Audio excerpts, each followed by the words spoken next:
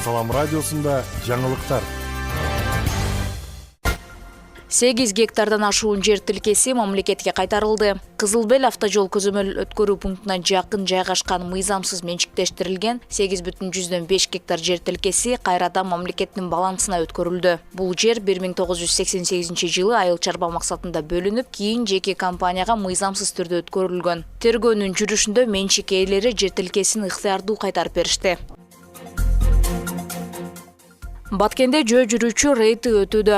2025 жылдын башынан бери Баткен облусунда жөө жүргүнчүлөрдү сүзгөн 25 жол кырсыгы катталып, 7 адам каза болуп, 18 жараат алган. Мындай кырсыктардын алдын алуу үчүн 12-29 июнь күндөрү облуста жөө жүрүүчү аталышындагы рейд өткөрүлүп жатат. Иш-чаранын жүрүшүндө жол эрежесин бузган жөө жүргүнчүлөр жана жөө өткөөлдөн өтүп жаткан адамдарга жол бербеген айдоочуларга түшүндүрүү иштери жүргүзүлүүдө. Тартип бузгандарга Кыргыз Республикасынын укук бузуу кодексинин 190-беренесине ылайык туура эмес жерден жөө жүргүнчүлөргө 1000 сомдон, ал эми жөө өтмөктөрдөн жөө жүргүнчүлөргө жол бошотуп бербеген айдоочуларга 3000 сом айыппул каралган. Жол кыймылынын коопсуздугун камсыздоо бөлүмү бардык жарандарга жөө өтмөктөрдү гана колдонууга чакырат.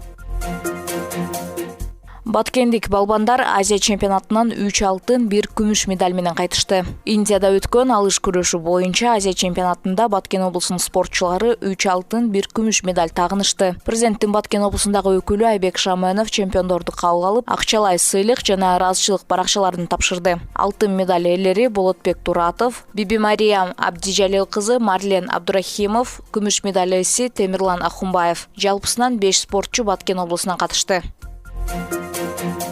Кадамжайда тамчылатып сугаруу ыкмасы жайыт жерлерге киргизилүүдө. Кадамжай районунун акими жана айыл чарба тармагындагы жетекчилер Молдонияз айылындагы жеке ишкердин тамчылатып сугаруу ыкмасы менен жайыт жерлерди өздөштүрүү иштерин жеринен көрүштү. Технология суу ресурстарын үнөмдөп, түшүмдүүлүктү жогорулатууга шарт түзөт. Демилгенин максаты жайыттарды натыйжалуу колдонуу, мал чарбачылыгы үчүн чөп базасын чыңдоо жана өндүрүштүн сапатын арттыруу. Корпоратив жетекчилери технологияны өз чарбачылыгына колдонуу мүмкүнчүлүгүн карап чыгышты.